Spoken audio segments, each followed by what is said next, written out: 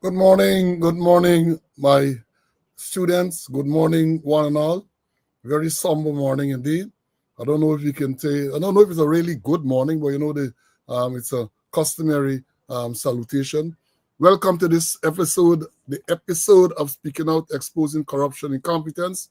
Today is Monday, the start of the new work week. Monday, the 28th day of April 2025. Welcome, one and all. Welcome.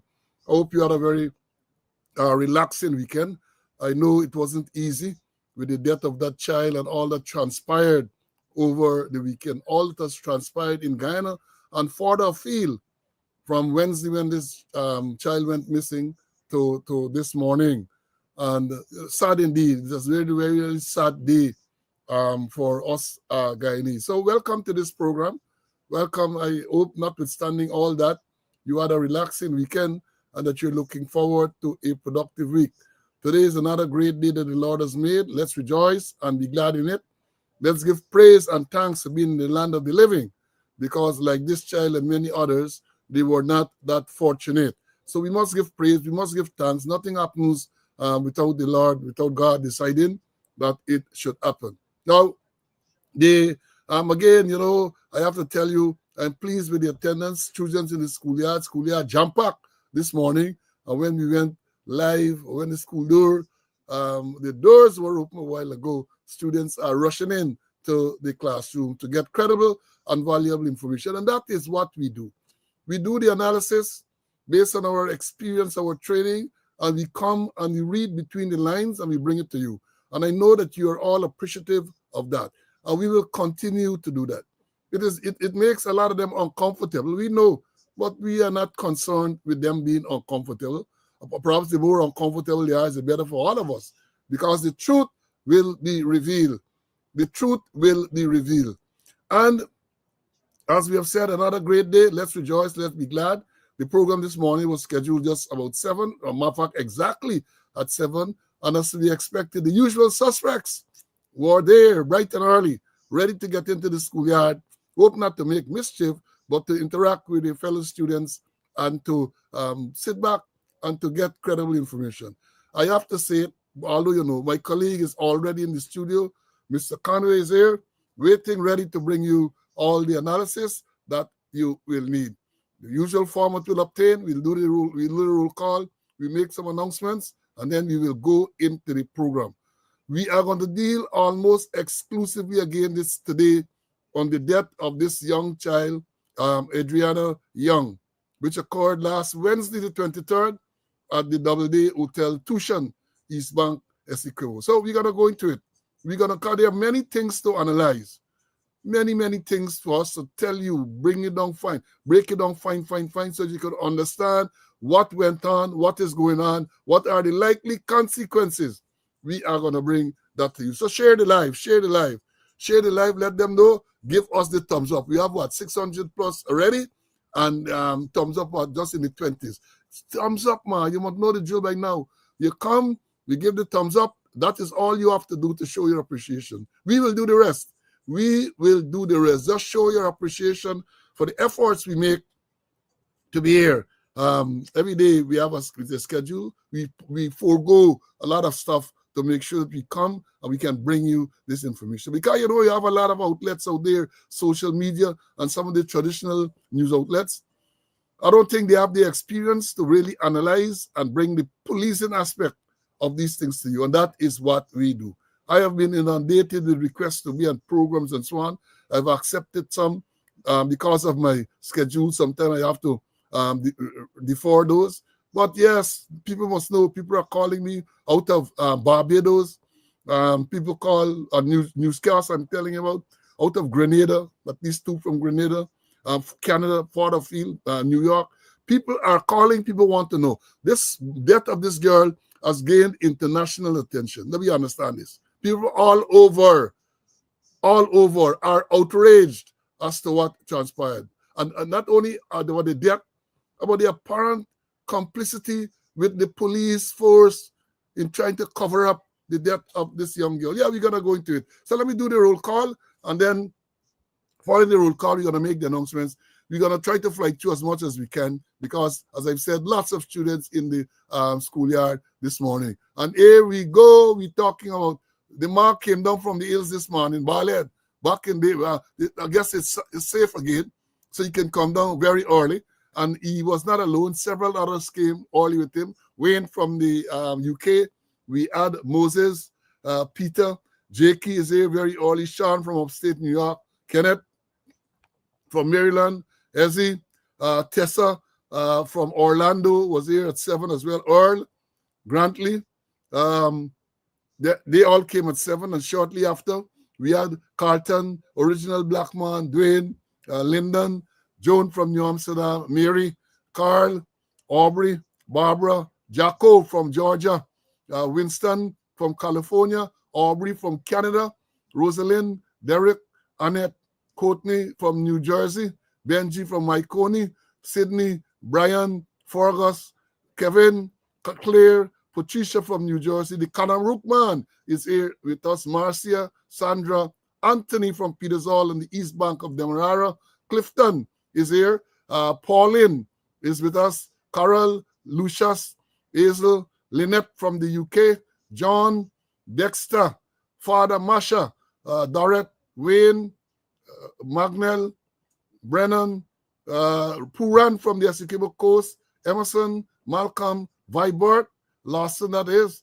Evelyn, Clarence, Everett, Lynette, Oral, then it was Paulette, Aileen, Brenda, Princess All from Lamar Springs, Roxanne, Gibbo is here, Esla, Leon, Francis Skip from Medina Damashana, Walterine, Farina, Denise, I can't recall seeing this one, Big Boy Icon is here, perhaps a new student, Umi is with us, Jean, Monica, Hazel, Clive from the UK, David, Ulrich Westdam. Ulrich Westdam seems to have a lot of issues now, man. You know, when we talk about Westdam, we include East Bank and Sikimo. That is a traditional thing. We used to say Westdam is from Vidanup all the way to Porica, which is not geographically correct, but that is what we used to say. Vashti, Vibert, and Vibert from East Bank. Then we have Patricia, Clifton from all the way from Paris. Ronald is here with us. And then it was Dennis, Earl, Floyd, Colin from New Jersey, Claudius, Bernadette, Royston, L. Ben is here, Marcus, Valerie, Rhonda. Then this is Vibert, Isabella, Kay, Lorraine, full house, Russ, Michael from Imbai Troy, Kerry, Stefan, Siobhan, Michael, Diane, Ivor, George, Winslow, Marlon, Brian, then it was Maureen. The angel is with us, Bobby, Lennox, Morton, Cranston. Then it was Pamela, Patricia, Carlisle, Daniel from Linden, Mom from Linden, Sheena, Michael Brower from the islands. He's from the British Virgin Islands, the commissioner squaddy. Patricia, then it was Smitty. Vibert is here with us. Amanda, Colin, 11872 Stanford. Patricia, Rhonda Lane, then I'm still in the house. Anka, Rick Ford. He says his number was, oh yeah, I remember Robbie, still 679. Donald, then it was Siobhan, Joy, Sherman. Then it was after Sherman, Heather is here with us. Alvin, Carl, my squad mate, 9414. He's thanking us, helping him celebrate his 73rd birthday, which he had recently. The K is here. Ainsworth is with us. Then we have Henrik, Elton, Good Things, Rastaman, Desiree from Georgia, Pito, Trevor, Nigel, and then it was Marva. Grace is with us this morning again.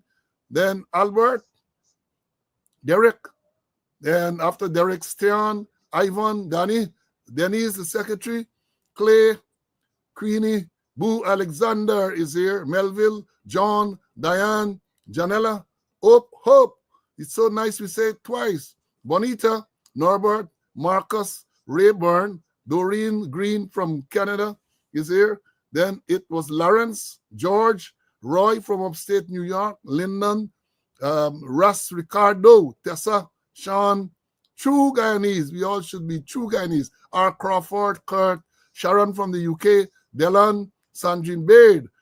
Aubrey is here, detective in the house. Charles, then it was Philip, Randolph, Lester, Yonet, Stephen, Marvin, Charlene, Simone, Mali, Simoa, Evanlia, Vorlin, John, Chilo, Orville, Mark.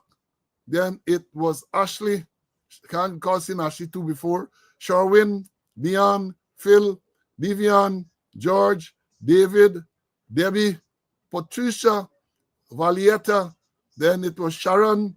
Then after Sharon, it was Monica, Janet, Colin, Cedric, Fort Valley is here, Patricia, Arl, and then Rastaman came back, and he was the last in the schoolyard. Then when we went live, when the doors were open, we have Claude, Abu from the Essequibo Close, Claire, and Umu, Raquel, and the list goes on. Lynette from Barbados, and the list goes on. Michael, and the list goes on and on and on. Yes, as I told you, full house, schoolyard and in the classroom as well.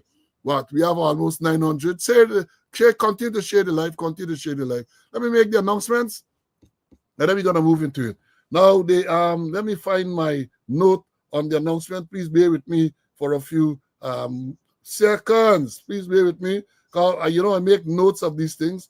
In terms of death, oh my Lord, another deadly weekend on the roads. Another deadly weekend on the road of Guyana. We have, let me start off. We have the death of Superintendent Dexter Brown, Deputy Superintendent rather. Police officer died in an accident. They say, we're calling them incident. But we're going to give you the details a little later. Brown died over the weekend. We also have the death of woman Detective Sergeant Melanie Nicola Hale. She died, I think, sometime last week. 20846 was her regulation number. She was stationed at CID headquarters, or our funeral arrangement. She will be buried on May the 2nd. Church at the funeral service, Seventh Days Adventist Church, Bornham Drive, Wismar, from 11:15.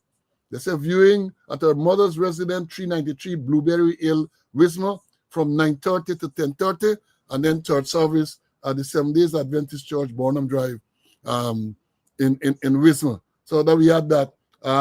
Then, we have to tell you, we have to express, condolences to a former member of the force who is a student. He's here now, Clarence Hudson. His eldest brother died yesterday in an accident I think it was at Virgin Nugent, East Bank, yesterday. And then we also have the report of the death of a lorry driver who died after crashing into a fence at Cotton Tree, West Coast Borby, Saturday afternoon. You have all of these deaths. And what are they doing? They're going to the traffic chief and come and they're going to cuss out the people them again. And then we have to express condolences to our fellow students from Canada, sisters and brothers from Canada. We had a horrific incident there where someone drove into a crowd, killing 11 people who were, this is on Saturday night, car plowed into a crowd during a black party. They were celebrating Filipino culture, and a car drove into them, killing 11. The authorities have deemed that as a terrorist attack on those persons.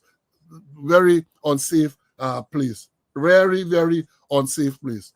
And as I've said in relation, well, let me bring in Mr. Conway. Let me give the board days, and then I'm going to bring in Mr. Conway for us to deal with that. We have special board day greetings today to one of the students, a dedicated student, retired Chief Inspector Clifton Smith, 9339. I'm sure he's on the live. You don't miss it. He's here. He's observing his natal day today. Also observing the day today is retired woman Superintendent Janet Sanko. Janet is observing today as well. And I have a request from a student whose daughter by the name of Renelle Bainu. she is celebrating today. She's the daughter of a dedicated student. So happy birthday to all those who are celebrating today, or happy birth anniversary if you want to be correct. And I hope and I wish that you live to see many, many more birthday with health, strength, and prosperity. Let me bring in, and of course, condolences to the relatives, friends of those deceased persons. Condolences are extended to those persons. Let me bring in Mr. Conway. CC, welcome, welcome. Hope you had a rewarding weekend. Uh, can be rewarding with when and things that went so wrong, especially with that little girl. But went to dinner last night, and what a lovely dinner with the family. Now, my condolences to relatives, family of Dexter Brown. I remember him very well. I remember when um, Jack Dio said that he wanted to strengthen the middle management of the Guyana police force, and he ordered that we recruit 50 cadet officers. He was one. I think we recruited 40, and they sent them to the GDF for 1 year. And I was totally against. I said, don't send them to the GDF because when they come back, they don't know policing. So I had him and others, I think about 20 somewhere, them in a classroom for 4 months. He was very quiet, easygoing. Although they say easy snake does bite hot, but he was very quiet and easygoing and well disciplined for what I while he was in the classroom there. And special birthday greetings to Mr. Smith. He's 3 score and 10. He's 17, and as I said, he's an ardent student. He don't miss out. Or if he miss it in the life, he'll catch it during the afternoon. He's always there, and he's very supportive, very very supportive to us. So we have a lot more to talk about. So let's get on with it. Yeah, Pastor Smith, I'm sure he offers a prayer for me. He offers a prayer for the members of his fellow students, and continue to pray for us, Pastor Smith. We need it. We need it. Now, I'm going to read this release or this article about the death of the police deputy superintendent. It says here, and this is published yesterday, 37-year-old deputy police superintendent dies in Montrose accident. Ghana Police Force has announced the death of Deputy Superintendent of Police Dexter Brown following a fatal incident. Note, they're calling them incident, which occurred around 1:20 this morning. That is yesterday, Sunday morning, along the Montrose Public Road. Brown was driving a motor car owned by an East Coast Demerara businesswoman when it was reported that he lost control of the vehicle while driving at a fast rate, crashing into a concrete bridge. The police report said that the car flipped and ended up in the trench on the side of the road and was left submerged. Quote, with the help of public spirited citizens, the police were able to take Brown out of the submerged car. He was in an unconscious state, end of quote, the report indicated. The man was taken to the Georgetown Public Hospital Corporation, where he was examined by a doctor and pronounced dead. The vehicle has since been removed and taken to the Sparna police station to be examined by a licensed and certified officer. A post-mortem examination is to be carried out on the body. And then they go on to say, in October 2021, a policeman was charged and remanded to prison after he was busted with more than 20 pounds of marijuana in the trunk of his car. The police at the time reported that the policeman had eluded a roadblock on the West Coast Bobbies, but was later nabbed at another roadblock at Michael. The status of that case is unknown. In response to a question on when Mr. Brown resumed active duties in the force, the police force would only say that the question has been acknowledged. Imagine that is what we're saying. That is what is leading to a lot of the problem. The media is asking. Brown was charged. To the best of my knowledge, he was interdicted. Then I learned a few months ago that he was reinstated. And now that he has died, and the media people are asking the status of the case where he was charged with trafficking in narcotics or whatever the charge was. They can't say, or they don't want to say, what is the status of that case. How can people have confidence in this kind of police force? How can it? To say, you mean to say this man is back in the force. You can't say whether following the charge, whether he was charged, whether he was found guilty, found not guilty, whether he's reinstated, or what is the position. You are going to say to the media the police would not only state that the question has been acknowledged. All right, we acknowledge the question, but we can't provide an answer. And that is what has led and continues to lead to the lack of confidence in the Guyana police force. Lack of confidence. Police officer died. All right, the people remember that he was charged. Perhaps he did not give a release to say that what is the position with the case. So they're asking, and they can't respond. And you want to know why people criticize and why people say they don't have any confidence in the Guyana police force. Let me bring in Mr. Conway. See, can you imagine that? They can't respond. They have not responded to they only acknowledge but can't respond to what is the position, the status of that case where this officer was charged. They can't say at this stage what is the position. What is your take on that? Well, they're accustomed to, covering up. And if the man had resumed duty, means that the case has gone down the drain by some means. And that's the thing, when they're not truthful, when they're not forthright, people will lose confidence in the Guyana police force, or they continue to lose confidence in the Guyana police force. And the thing is that whatever you believe about a person, that belief will influence the way you treat them. If you believe that the police force is not fair, it is unjust, it is not truthful, you're going to treat them that way. You're going to lose confidence. As people say that you did have people eyes who will not see, people ears who will not hear, people tongues who will not speak, people nose who will not smell. Police want people to hear, to see, to smell, to taste, to do all kind of thing and come to them. But if you don't have confidence in you, they're not going to come. That's why they can't solve a whole lot of crime, because people are not going to come forward because of the mistrust they have in the police force. And here's a clear case. A policeman died. A deputy superintendent died in an accident. And then they call it incident. They call it incident. And that's why they can't, the madness will continue on the road, because they stats, they cock in the stats. And if they cock in the stats, their respond to the situation will be flawed. They continue to say is incident and incident and incident. Yeah. First, bite the bullet. Face the facts. Yes, he was a member of the police force. Yes, he got charged. Yes, the case was dismissed. So be it. And when they behave like that, they erode the very, very little public confidence in the Guyana police force. And you emphasize it very little what is left. And again, I say this is a clear indication of lack of leadership. Lack of leadership. The commissioner, Ikin, has no right being there in the first place. And with all that is going on, he should have been made to resign or send him packing. The man has passed his retirement age. And we're going to deal with that a little bit more. The commissioner being there and all sort of incidents going on. Somebody told me yesterday, a policeman told me yesterday, messaged me to tell me that apart from Floyd McDonald, where so many policemen were killed in the line of duty, he believed so many serving members of police, so many members of the force have died under any other commissioner like this, what going on now. So many persons have died on the road and elsewhere. And you gotta know that. You gotta know that. Now let me come to the death of this child. I'm not gonna go back through all the what transpired from Wednesday, but we're gonna address some very critical points along the way.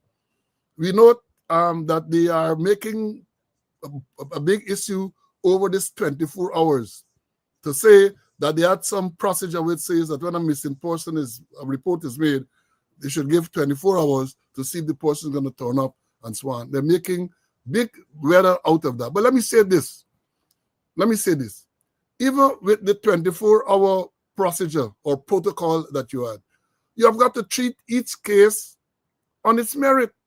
And in the case of this child, it's not a case where the people say, well, they don't know where this child is in terms of the child left home, might have been a runaway, might have absconded for whatever reason. This is a case where this child went to the pool with her grandmother. The grandmother reported her missing, right? You can't decide you're going to wait 24 hours in such a case. The people claim she's right there. This required an immediate, comprehensive search of the building. immediate and comprehensive search to discover where this child was. We're gonna go into that as we going on. We're gonna go into it, right? Maybe Ivor, I think I got a recollection. Somebody come and say, look, some elderly person may be suffering from dementia or something. They gone missing. So you're gonna look. You're gonna look. Maybe you're gonna give it a little time to see if the person turns up, especially if the person might have had a pattern. There might have been previous cases where the person just walk out, spend a day, and come back. So therefore, we can understand that. But I'm saying that these matters have to be treated on a case-by-case basis. And in this case, where the grandmother is saying that the child disappeared right in the hotel, right at the hotel, the child disappeared, that warranted an immediate and comprehensive search. Can't come and tell me and we had to delay a lot before they went there. And we're gonna, as I said, we're gonna analyze that some more. So, and then what we have?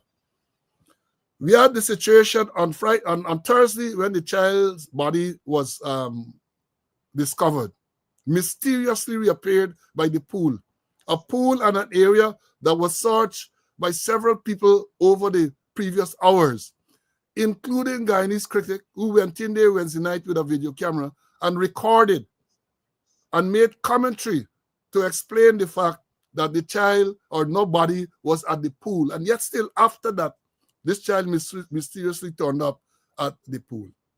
Mysteriously turned up at the pool. So we had that on Thursday. Of course, all hell broke loose. The fire, the hotel was set on fire. Other buildings were set on fire as well. And the question persists. How if you see what's going on over the weekend, who started the fire at the hotel? Because it is being suggested that this fire was deliberately set not by the protesters, but by people who were there trying to destroy evidence. Let me understand it clearly. That is what is being alleged.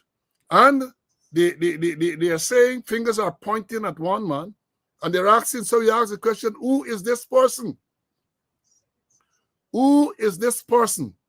Because the allegations are being made that this person might know something about what transpired with how the girl appeared in the pool. This person might know something to do with the fire. There are several videos, several photographs, which are, we get some great online detectives. I wish the police had engaged this matter with this same type of diligence.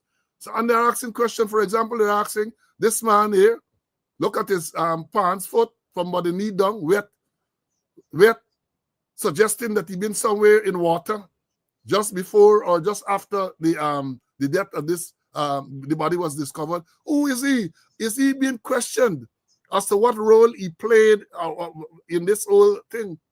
Who is this person? People would want to know. Who is he?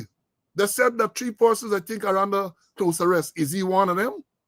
I don't know. I am asking. But based on what is being said now, it would suggest that this person should know a lot about what transpired and how this body suddenly appeared in the swimming pool. People want to know. People want to know. So that is Thursday. You had that on Thursday, the fire and so on. Now Friday, quite people demonstrating. Then what happened? On Friday afternoon, demonstrators or the people in the area turned up in front of the Lenore police station to demonstrate. They decided they're going to cook and chant and so on in front of the police station. They decided they're going to block the traffic as well. I saw some of the videos. The people were so careful that before they lit the fire, they had a big fireside. Contributors know it's fireside. They had a big fireside. They made sure that they put zinc. And the fire was lit on zinc. So when you hear them talking about destruction of infrastructure and so on, they're being disingenuous. The people put zinc. And I would suspect that the zinc was to protect the infrastructure. Now, later on in the evening, I saw the sheriff people. They turned up, they tried to pass. Of course, the crowd was there, they couldn't pass. The senior police rank who was there went and he spoke to them, and they turned away and they went back. Then we heard that the Tactical Services Unit rank, TSU, the Riot Squad ranks, were being deployed. And next thing you know, they turn up. It is then alleged they started to use taste smoke, started to shoot at these people and all of that. And yesterday I got a call from a very senior person, and he was asking questions about the protocol. First of all, it is said that the police went there and they were telling you, come off the road, that type of thing. Is there a state of emergency? Is there a state of emergency? Why are you telling people they can't be on the road? If it is that it's a disturbance, the Criminal Law Offences Act, I think it's 309, I can't remember the exact section, speaks to how riots and similar offenses should be dealt with. And there's a requirement, there's a legal requirement for you to go there and to you use a bullhorn. The people, nowhere have I seen since Linden and this thing at East Bank Essequibo, the police go in there with some type of amplification to warn people to come off the road. Nothing at all. I have not seen that. Maybe they're using it, but I have not seen it. And I've been following this thing very, very closely. Bullhorn to tell people go home. Then the law requires, and listen to this carefully, folks, you got to know your rights. The law requires that in such a case, before any action is taken, even arrest, you have to read the riot proclamation. Take a section 309. Police go and check it out. You know, I spent years at the TSU, 19 years at the TSU. When I left the TSU, was the officer in charge. So during the disturbance in 1992 and all that, I was the officer in charge of the TSU. I was the man on the road dealing with crowds and so on. You have to read the riot proclamation. And the law tells you who can read the riot proclamation, who's authorized. It says that the mayor of a particular town or any justice of the peace, any justice of the peace is empowered to read the riot proclamation.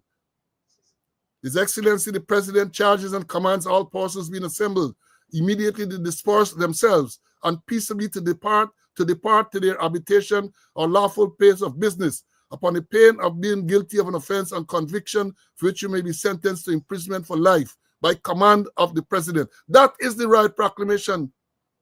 You have to read that. It is there in the law. 309, I think the section is of 801. And what happened? All of these things are not being done. So you have to go through steps before you can say you're shooting at people. I understand several persons were injured with pellets and all this everything because they opened fire apparently indiscriminately. And you know the sad thing that in all that transpired at Linden and elsewhere, you have days after the police go in and still acting unconstitutionally. Still acting unconstitutionally. And then you want to tell me that the commission should continue to be there? People have a right to be out and protest. There's a constitutional right to protest. If the protest, in your view, becomes illegal, there is a process that the law prescribes that to be gone through. It requires a warning. If they fail to heed to the warning, it required a riot proclamation to be read. Before you go into fire, it requires, well, in the night, you might not be able to show them the banner, but there's a banner to show to say disperse or we are going to fire. All of these things are there. All of these things are enshrined in law, and yet still you have a police force led by an incompetent commissioner who can't instruct his ranks to make sure that the law or the relevant laws are followed. People have a right to demonstrate. That is a constitutional right to demonstrate. If the demonstration deteriorates into what is considered an unlawful assembly, a rout, or a riot, check the law, unlawful assembly, a rout, or a riot, then the law prescribes the course of action that is to be taken. You can't go and tell people, say, come off the road just so, and arresting people for what? The law even provides, listen to this carefully, folks, the very law, I'm sorry I didn't get to do the research to find out the section, but I know in the Criminal Offences Act, Chapter 8:1, it's under the section dealing with riots and similar offenses. I think it starts from section 306 or something like that. Similar offenses. It even says that if a proclamation is read People have, I think, at least 15 minutes to disperse from the area because you can't expect them to turn magician. Of the time you read the proclamation, they disappear. The law allows for them to get 15 minutes to leave the area. If the 15 minutes elapse, then they would have committed an offense by being in a proclaimed area after the proclamation is read. And then the law provides too that if for some reason, due to the behavior of the crowd, violent behavior of the crowd, the proclamation could not have been read, then there are provisions as to how this thing should be read. I am saying this again before I bring in Mr. Conway. I'm sure you can research and tell me. I'm saying this. This is an election year. We saw what happened at Linden. People coming to demonstrate with justification. After two of their, one was killed, and then during the demonstration, another one was killed. People have a right to demonstrate. The incident at Tushan, where this child was discovered missing, and it would appear that there was clear collusion on the part of the police to cover up. I'm going to go into it a little bit more. This dastardly act, people have a right to demonstrate. And if, as we say, the demonstration deteriorates into an unlawful assembly, a rout, or a riot, then the law says how that should be dealt with, right? The law says that should be dealt with. So, folks, let me understand this thing clearly. What we saw there Friday night, totally uncalled for, totally unconstitutional. Where you just turn up and you're shooting people, bam, bam, bam, you turn up. That is not the way it should be done. And if you, as you say, you're trying to restore confidence in the law enforcement, you want to get people to respect you, you want to get people to act lawfully, that is the way you are going to behave. That is the way you are going to behave. Let's understand this. Let's understand, and I'm saying again, that if they continue to take these type of actions, this type of unlawful action, as the police I'm referring to, things are likely to get more out of hand, more out of control. And that is why I have continued to say it requires training. And perhaps it's even too late now because you know that elections are due sometime this year. You'll get public meetings, you're going to get demonstrations and all that. Ranks should have been adequately prepared long in advance. Long in advance. You read the law, the Restoration Law, Public Order Act. You let them know what the Public Order Act says and all relevant acts dealing with elections and all that. Because any sensible person will can reasonably anticipate that you're going to get political meetings. Some of the meetings might become a little disorderly, and you got to tell the police. Because one of my main fear is that if you have a political meeting where, let's say, the president or some senior government minister is speaking, and people go there and heckle them, which is legal, lawful, heckle them. So you're talking stupidness. They're going to also have to arrest those people and things don't go wrong.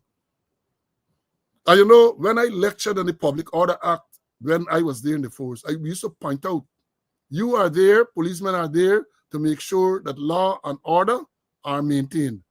You ain't going to make sure that people don't heckle the president, people don't call you, whatever name they want to call you, if it's a scrape or if it is a tug. That is not the police duty. That is not the police duty. And what happened? These people have got to be trained in this. They have got to be told. It has to be explained to them. Or is they going to go there and somebody call the president a scrape or a tug, and then they're going to hear, arrest that person.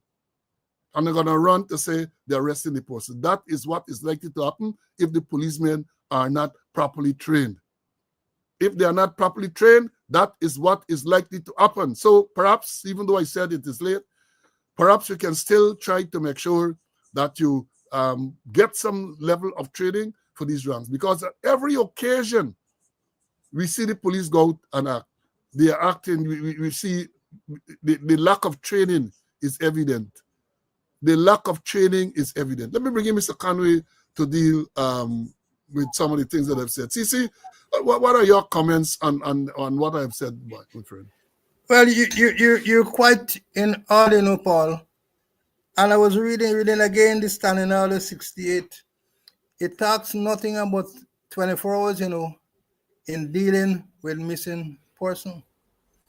And I still maintaining, depends in circumstances may be different, it's really a country's case, but I still maintaining that for me, each missing person, I treat it as a homicide. I had experience in Myconi. I took a missing person report, follow all the procedure. 3 days afterward, the person found floating in Myconi Creek and died by not by drowning, manual strangulation. So that is with me all the time. And you know, you read the proclamation, and I'm happy that you didn't go on a piece of paper, and look for it like what happened when a detective, now senior superintendent, had to caution the mayor, and he had to pull out a piece of paper and to read a little nonsense. You are not obliged to say anything unless you wish to do so. But what we say, we'll take down in writing and give in evidence. He couldn't have said that. But you can read out the proclamation. And Paul, you quote the law, and you're quite. It's sections 306 to 309. I have it before me, and it's by me law books, I don't otherwise obtain them. And 306 says everyone who takes part in any route or in any unlawful assembly shall be guilty of misdemeanor and liable to imprisonment for 1 year. And everyone who takes part in any riot shall be guilty of misdemeanor and liable to imprisonment for 2 years. But here, the part you're talking about, it shall be lawful for any justice of the peace or mayor or a tongue who has noticed that there are within his jurisdiction any person, the number of 12 or more, unlawfully, riotously, and tumultuously assembled together to the disturbance of the peace, or resort to a place where the unlawful riots and tumultuous assemblies, and where the nature of the case required it, among the rioters or near of them, so he can safely come with a loud voice to command or cause to be commanded silence, and be whilst the proclamation hereunder mentioned is made, and after that openly and with a loud voice to make or cause to be made a proclamation in these words, or like, or to the effect, and I'm gonna read it. His Excellency the President charges and commands all persons being lawfully assembled immediately to disperse themselves and peacefully to depart to their habitation or to their lawful business, upon the pain of being guilty of offense on conviction, for which they may be sentenced to imprisonment for life by command of the president. But they gotta get some time in which to move.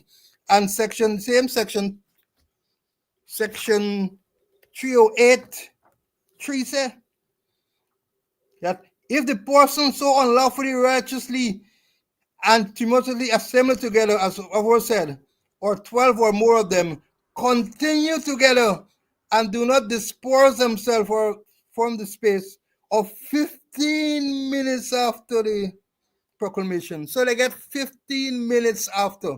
And if you all want to know about it, check section 306 to 309 of the Criminal Law Offences Act. Paul, you were right on spot there, right on spot that the law is there. And when we talking, we ain't just talking, they want to economists or pastors say what the law say, and that's what we talking, and we enlighten them. Read the act. And like you, I ain't see no Bolan, I ain't see no Laudelo, I ain't see nothing. I ain't see no banner say disperse or we fire.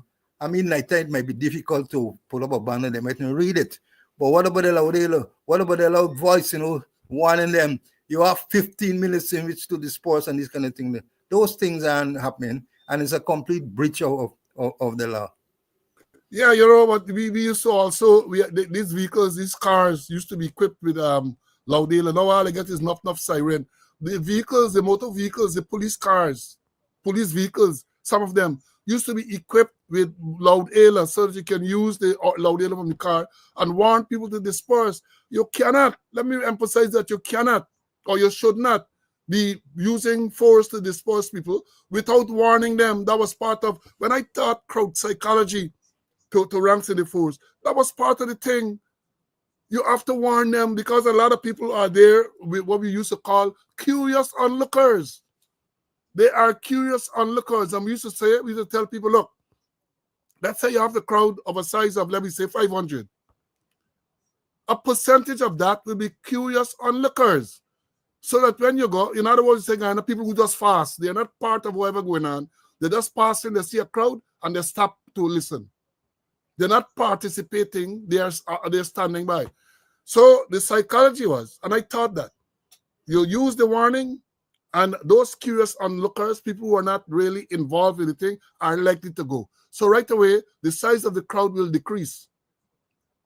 Size of the crowd will decrease. And then you use the type of other methods. And so therefore, if you have to engage, you're engaged a much smaller crowd. These are things that were taught. I taught those things at the training college, in the training school, as it was then. But are they being taught these things now, crowd psychology?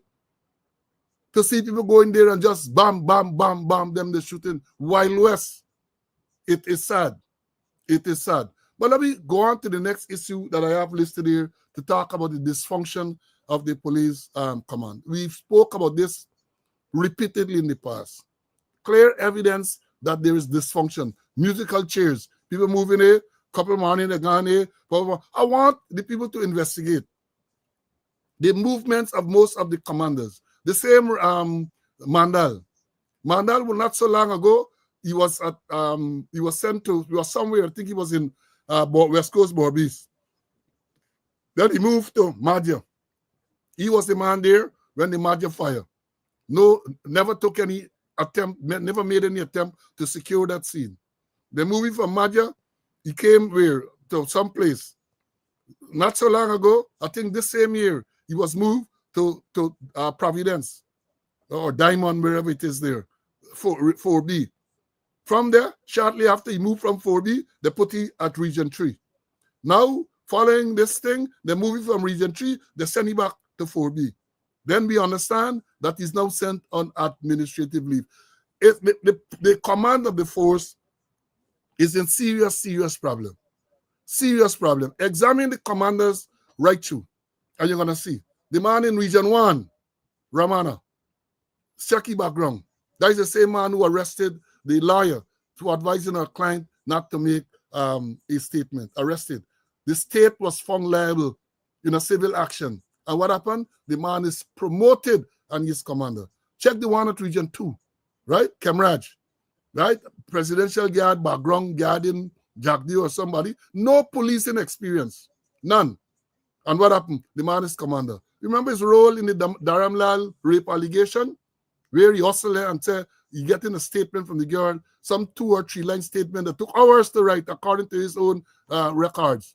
That's what you have. Region 3, you had Mandal. Presidential guard, no experience, right? Region 4B, you had Shinarang.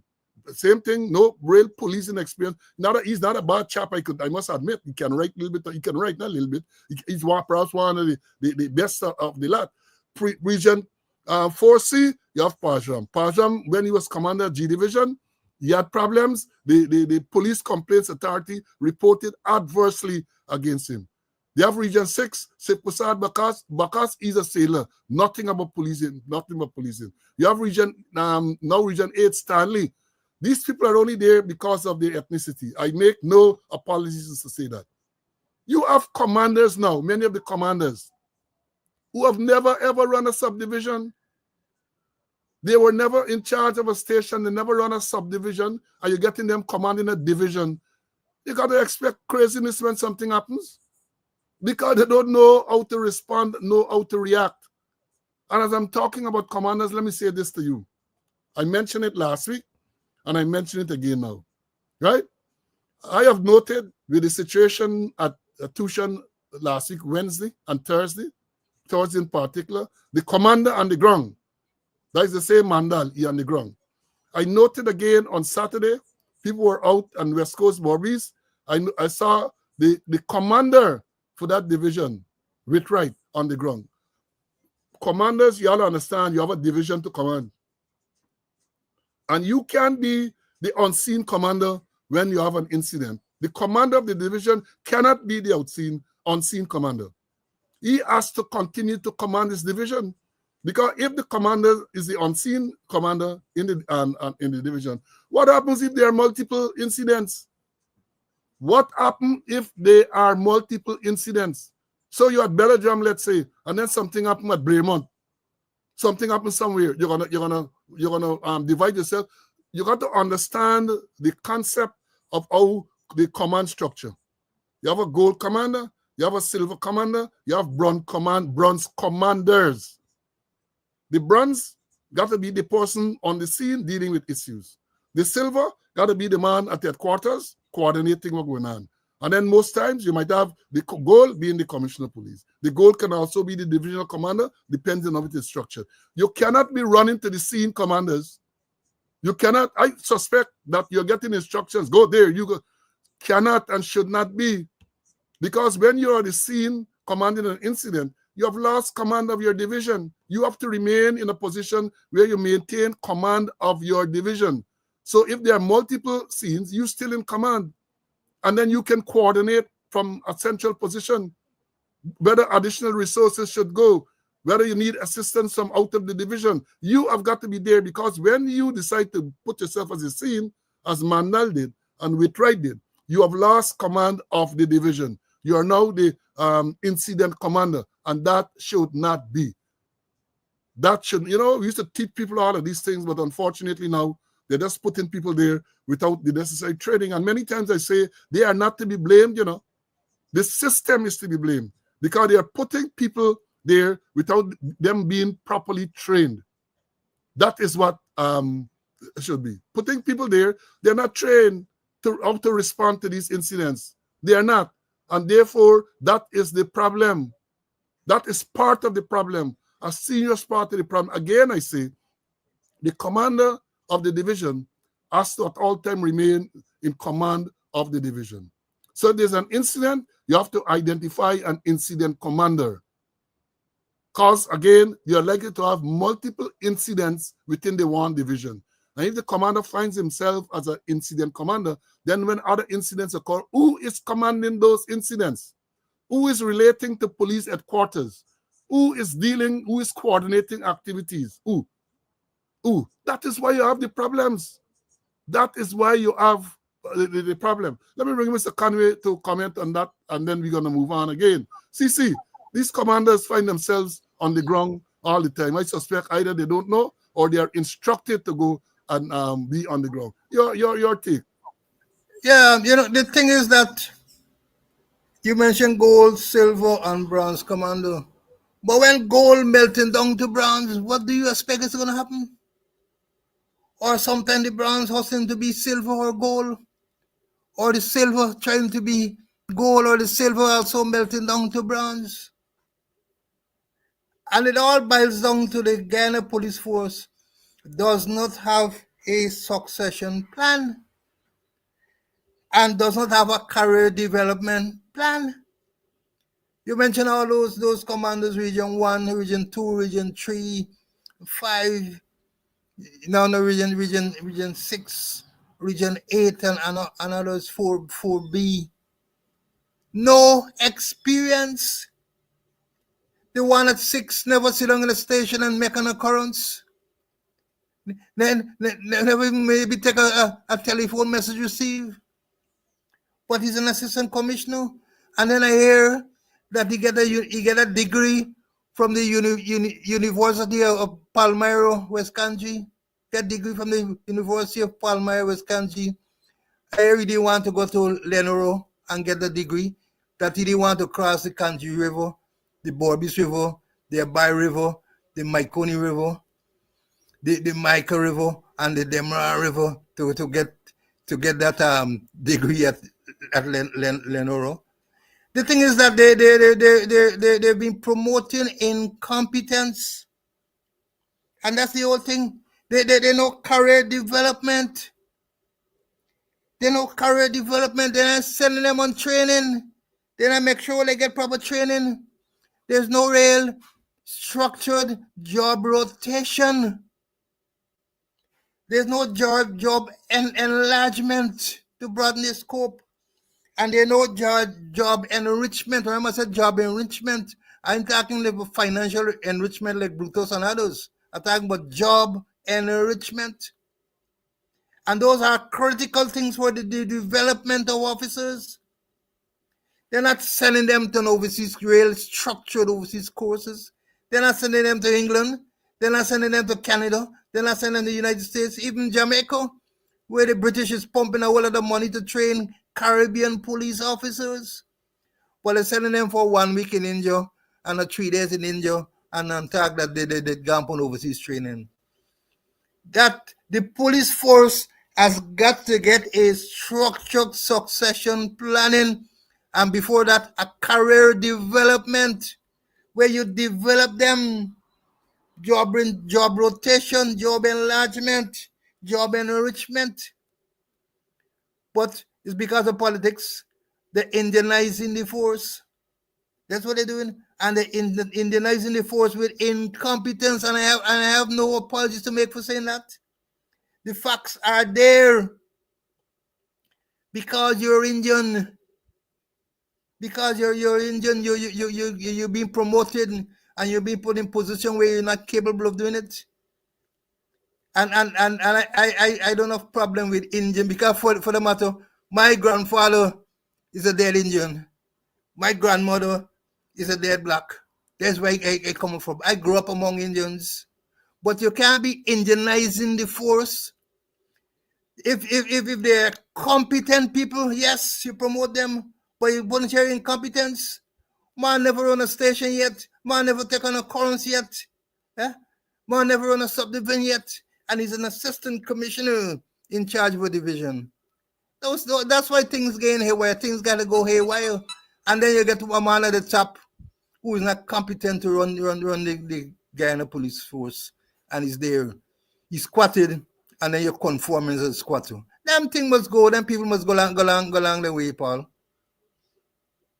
Yeah, I agree with you. I agree with you. And it's unless that is dealt with, you're not going to get any improvement. You're not going to get this improvement that you say that you want. But let me say this. There's someone here making all sorts of comments, some of which I believe are inappropriate. Look at this comment from this person. They actually trying to blame, what is it? They are all to blame.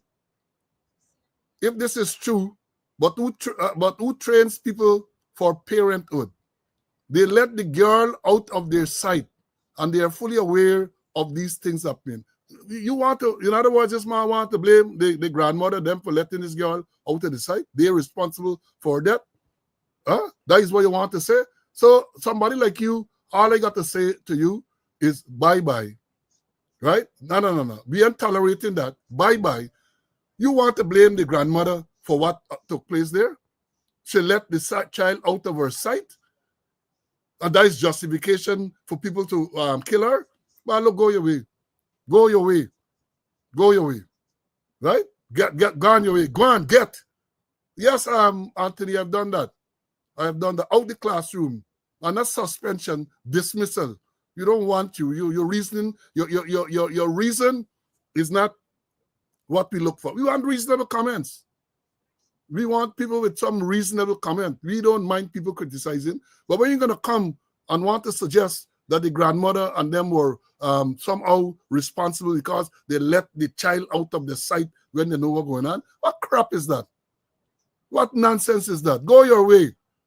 This is not the place. If you want, get your own show, and you can say whatever you want to say. And I'm reminded there, I finished with him. I'm reminded there by a student that you're the former commander of Region 1, Emnat Shah. He is a senior superintendent, 30-something years old senior superintendent. The man never run a police station, never run a subdivision, come out of presidential guard, commander of a police division. Where 4.4 tons of cocaine found. That is what you have. And all of them is part of the Indianization. And who is doing the Indianization? The government. Brutus said it. Brutus said it. And not everything Brutus said we should believe, but Brutus said that. That Jagdio said that they must create ethnic balance. You create ethnic balance if one ethnic group don't want to join the force. How are you going to do that? And then because this ethnic balance, you're going to... let me repeat it again for those of you who don't know.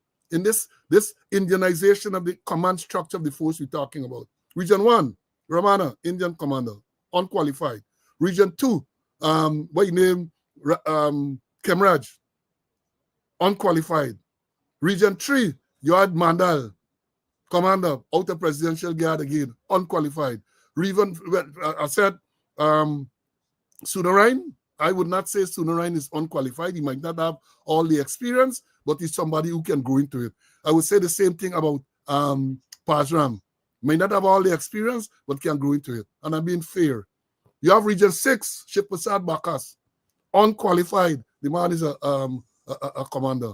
You have Region 8, Stanley, who was recently involved in a fatal accident, unqualified. The man is a commander.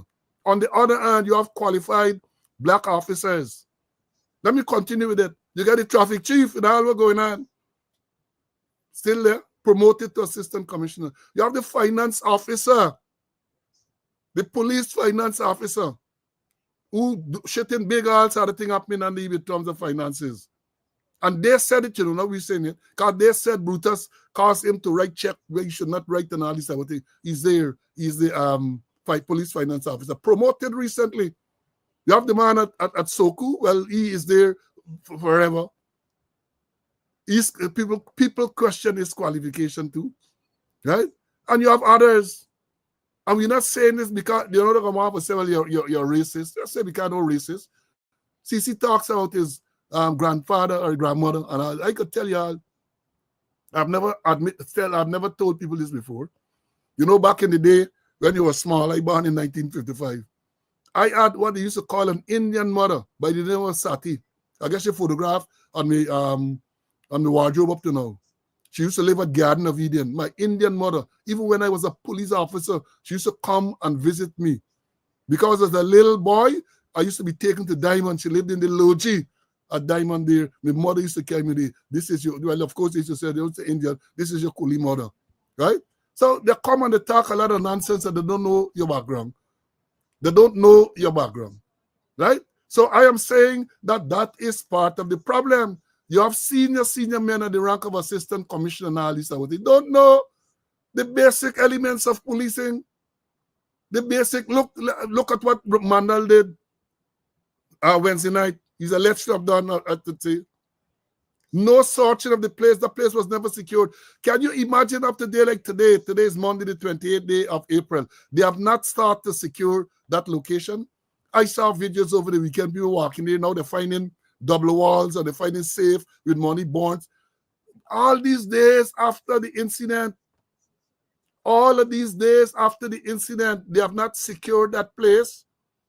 And I was asked, I was on a program, a Grenadian program yesterday, and they asked me about that. I said the place should be secured because I am sure that with proper competent investigators, forensic investigators, they are still likely to find evidence there. They are still likely to find where the child was killed and where they are likely to find notwithstanding all that took place. Let me tell you a story. They had an incident many years ago. I didn't research it, so I can't get the exact date. Panam 103, I think, bombed over Lockerbie, Scotland. Plane came down over Lockerbie, Scotland. And they said that was one of the biggest crime scene. Because the plane exploded in the air and fragments all over. They locked off. Whatever they did, they were able to process that crime scene, which spreads over miles. And were able to find a piece of card, board, this what they call integrated circuit, the size of a fingernail or a fingernail. The size of a fingernail they were able to find. And because of that, they were able to trace where the bomb was made and the Libyans who were involved, all because of that. So don't tell people that because you had a fire, there's no evidence there. Don't assume that. Timothy McVeigh was killed when he bombed the building in the States, put a car and bombed. And even though that building collapsed, how much story and how much hundreds of people died and so on, they were able to process that scene and get evidence to convict Timothy McVeigh. He was sentenced to death and later executed. But in this carry-on police force that we get, that is part of the problem. They're done. That scene there, People walking through, video recording, moving things, and all that. Should not be that thing gonna be locked off for as long as you have to lock it off. And people should not be allowed to be going in there and coming out. That is a crime scene. At least you treat it as a crime scene. You know, the postmortem was to be done this morning. I don't know if it's finished. Because this morning, those of you who are following Oklahoma, yes, Neville, Timothy McVeigh, and the building is in Oklahoma in the US, right? That old building came down because they put some van loaded with explosive and detonated it, brought the building down. And they were able to process that, to find evidence, to convict, to identify first Timothy McVeigh, and to convict him for murder and sentence him to death. And he was executed some time ago. But these jokers that we get here don't understand that. So they're not securing the crime scene. This morning should be the postmortem examination. Somebody said now it's 12:30 the postmortem will be held. And even with that, because the media, as was to be expected, turned up at Balwant Singh Hospital, where the X-ray of the body, I think, was to be done. And, you know, it's a sad thing that they talk about this developing country and this fast growing economy, and an X-ray to be done on a body. They have to carry to a private facility because the facility does not exist at the Georgetown Public Hospital Corporation. They have to take it to a private facility. And then they move from the private facility to the Georgetown Public Hospital Corporation, where the examination, the autopsy was to be done. And it was some chaos there as well because the security at the hospital were saying that only government media would be allowed into the compound. Can you imagine that? Only government media. And listen to this carefully because I was listening to it, among the government media they were allowing in was newsroom. So newsroom is considered a government media house. So, and then of course they think the CEO or somebody come and sort it out and say, well, look, those instructions will never pass and so on, and then they allow the people to go in. So confusion there, and then with that. So I guess we now wait on the results of the postmortem examination, which I understand is going to be done by three persons. You have the three independent, the man who the family brought in from Delaware, I think he is from. Then you have the other two pathologists who are going to, let me wait to know what is the cause of death. Now, let me bring in Mr. Conway, and then we're going to move on. On the same matter, we get enough more to examine. CC, PM to be done this morning, 12:30, we understand now. So I guess we all await with bated breath to hear what the cause of death was. But I'm wondering why that phantom, that bogus forensic pathologist with your name, Paul, is still on that team, because he's not registered anywhere in the Caribbean as a forensic pathologist. I mentioned it a couple days ago, and let me repeat. Belize get 1 and his name is not on the list. Bahamas get 4 and his name not there.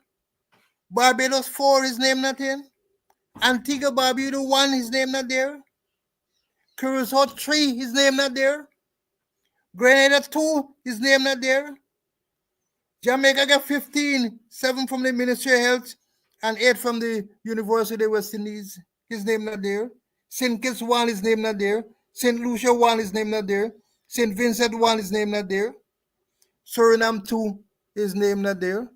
And then what happened with our own pathologists? What happened with it? How you could get a phantom man in this thing? Perhaps you're making me wondering. Perhaps you're trying to injurize in the postmortem. Perhaps, I don't know. You know, but and we're talking about securing the crime scene. That place should have been locked down up to now. Paul, you mentioned Timothy McVeigh. I studied Timothy McVeigh. And Timothy McVeigh, they use a rider truck and blow up the building. The impact felt 3 blocks away. 3 blocks away it felt. and they were able to get the VIN, vehicle identity number, with all the big explosion, the vehicle identity number, and they trace it who was the owner, and they found that Timothy McVeigh was the person who hired that vehicle. And going back to paper shots, we had a vehicle, they said, born up somewhere on the highway. Couldn't we seek the assistance of the FBI to see if we could pick up the VIN number and then walk away from there? The scene should have been protected. And let me tell you another story. When I was commander ELF division, at the time they had an American missionary was killed and they burned down the building. And my good friend, Mr. Charles Allen, an excellent detective, could tell you something. And the police processed the scene and they locked down the scene for a while. And they flew in some FBI men. And them men go in the rubble. They said this man here had on does normally wear a gold a wedding band. And you know, when they process the scene, they go the ashes, they find this wedding band. The police were shocked. So if you do meticulous work, but you gotta preserve the scene. If you do meticulous work, you can get somewhere in serving crime. They should have keep the hotel there on a police guard all the time. That should have been properly secure it to the health, and even before nobody mustn't come out the place. Well, by now they would have released people who they had arrested, but the place still needs to be secure. You mentioned they find a double wall, they find safe, and all kind of thing. There, do proper processing, do meticulous processing. It might be tedious, but we're too quick for giveaway scene. We're too quick to give away scene. We're too quick for trample scene. Watch what now at Majo with the shoot and scoot and all of them there. Trample along the scene. Trample along the scene, and because the commander did not secure the scene. And when you secure the scene, then anybody can go there. By training FBI, sometimes they say if you want certain people don't want to come there, for example, see the people come there, you tell them, sorry, if you come here, we'll have to take a fingerprint because we got to do a process of elimination. And since they hear about taking fingerprint and all that kind of thing, men those back off. Men those back off. Now by me, you want sometimes me fingerprint turn up there and they want to make me a suspect. That's you got to prevent people from going there. I'm saying they kind of losing it, or they must have lost it now because they have not protected that scene and they have not detained people for proper interrogation. Yeah. No, again, very important. And that's basic. And let me say this about protecting a crime scene. The training was people that, the first responding ranks, that's the ranks on the beat, the ranks on patrol, they are the ones who have to be trained to protect a crime scene. Because in many instances, they're the ones who will turn up there first. The detectives and the technical people are not going to turn up immediately. So it's the ranks on the beat, the ranks on vehicle and other patrols. They are the ones who are going to be there first. And therefore, they have got to be taught how to protect a crime scene until the experts and those people arrive. Now, let me address a troll. Hey, are they in the mood this morning, Are they in the mood? Hey, what you asking? You just know them, they come with us out of fake name. Well, primitive fishing in America. Ask slow. Well, I suspect it's me talking about, even though he has left out the E. How many Indian people he blocked and how corrupt the force was during this time. Let me tell you this. Every person, I don't know at what stage you're talking about black, but I will tell you, when I was commander, I was not corrupt, and I never encouraged corruption. So if an Indian was corrupt, if an African was corrupt, they were all blocked, primitive fishing. They were all blocked, right? And when you're going to ask the question, how corrupt the force was during my time, I left the force in 2010. I retired then. And let me tell you, anybody will tell you, the force was not as, if you go into fraction, maybe it was just 1/10 of what you have now. Now you have seen the people being charged and put before the court with criminal offenses, police running drugs, the commissioner of police taking bribe from man $8.5 million for wedding, right? Drug find at Essequibo and the Essequibo Region 1, and they said the commander was fingered. And I can go on and on and on. So there's no comparison.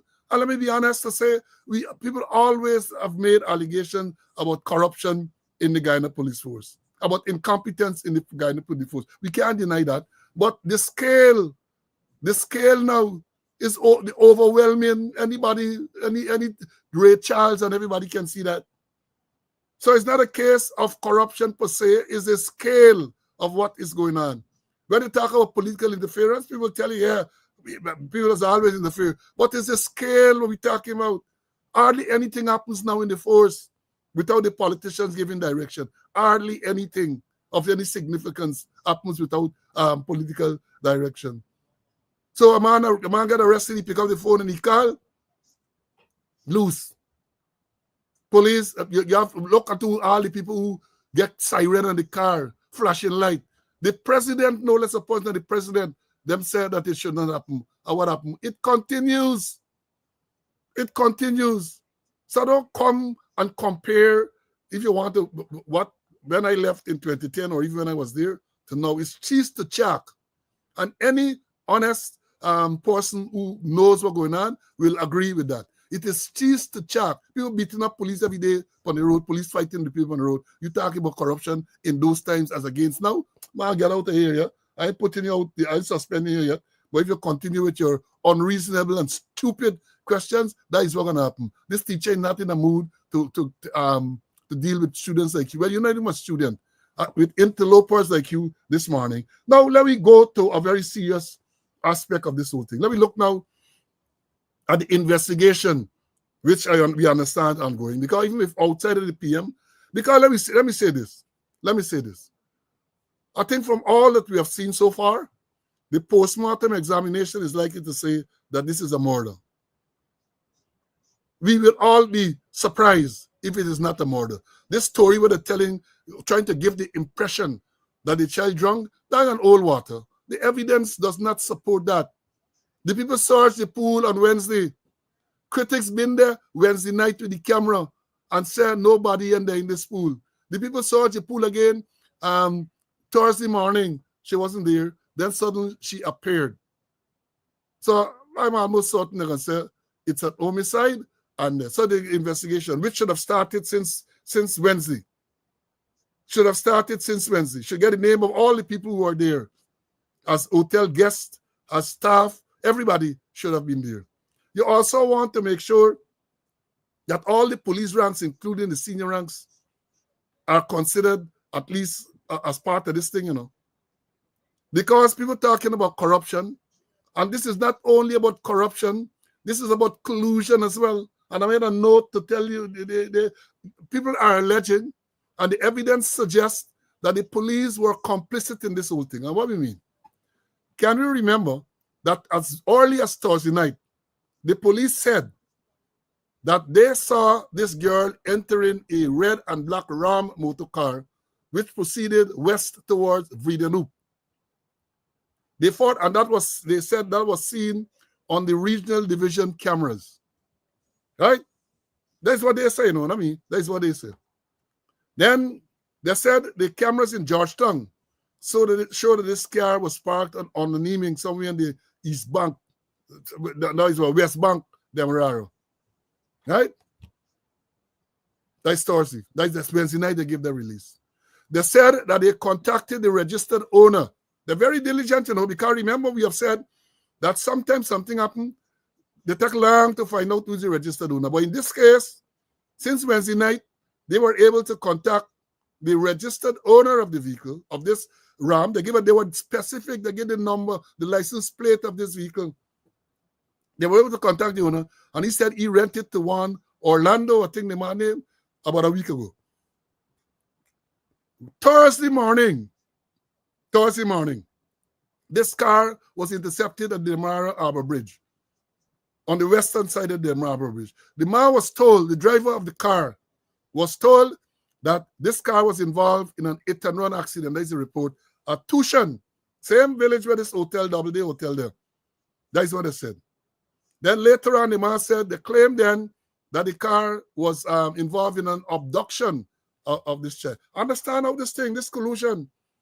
Vice President Jack Joe said on Thursday that they want to see the video that the police claim that they saw with the description of this motor vehicle. That is Thursday. This incident happened Wednesday. The girl went missing. Her body was found Thursday. The same Thursday, the Vice President made the statement. We have Friday, Saturday, Sunday. Up to now, you can't see this video. So therefore, as an investigator, you want to know, the police come up with some shit about this statement as they would normally do about a thing.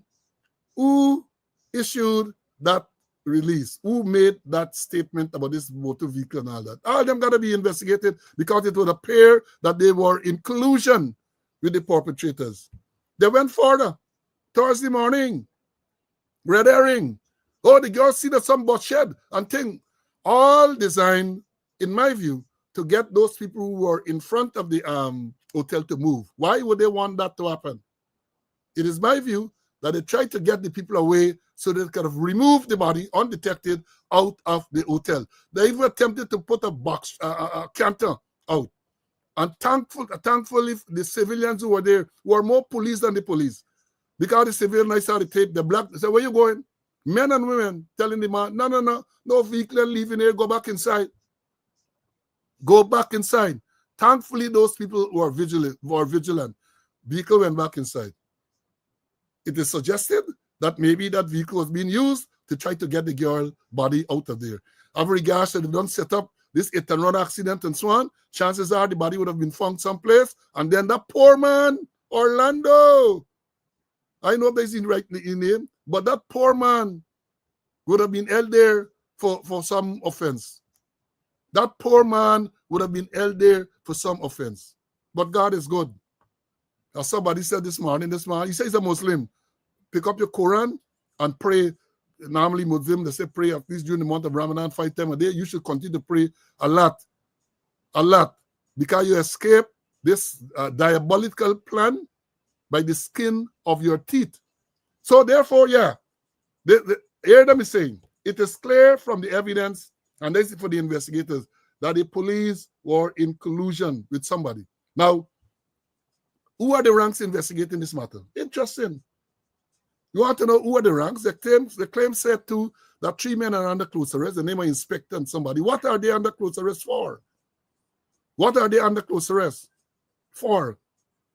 That is not, and they talk about transparency, We don't know why the people are under close arrest, but they say they are under close arrest. Something in relation to this, the death of this girl, I will assume. And let me go further. We saw on the videos, because you had a lot of videos there. Everybody now is a videographer. They get a cell phone, everybody. We saw on the video, police ranks at that place there, at least on Thursday. They were on the phone, including Commander Mandel, on the phone. A lot of the times. Who were they communicating with? We're talking about the investigation. Who were they communicating with? Could it be that they were getting instructions from maybe the commissioner? Could it be that they were in communication with the proprietor? Could it be that politicians were calling them to give them instructions? All of those phones should have been seized. If you're going to do a proper investigation, seize the phone. If you ain't going to seize the phone right now, you can subpoena the records from the telephone company, because they're going to come and they're going to tell lie. I recall with the Linden Commissioner of Inquiry, this same Ikin who was commissioner was the man on the ground. He was commander of the division at the time he was on the ground.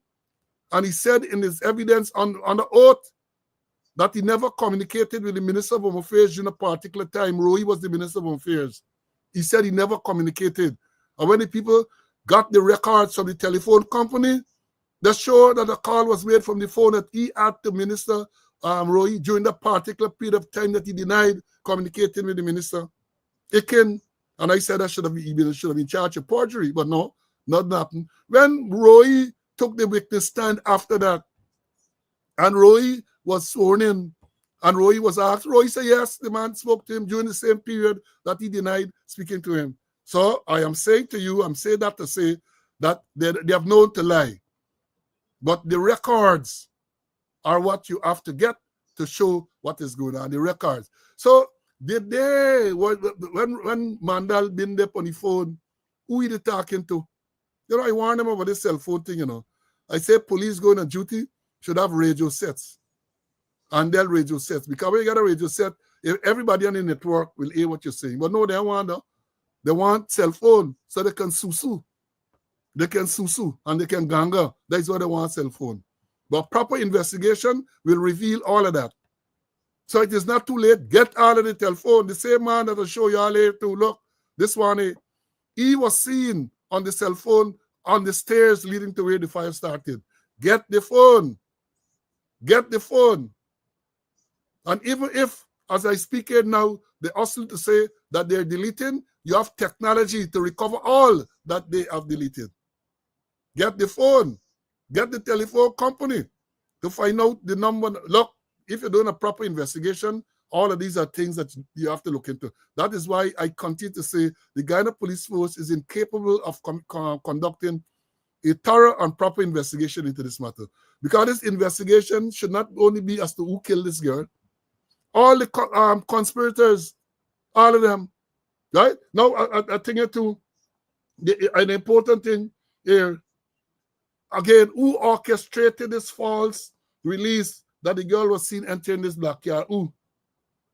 And then I asked the question, before I bring in Mr. Conway, let me ask this part. Was there an attempt to pervert the course of justice?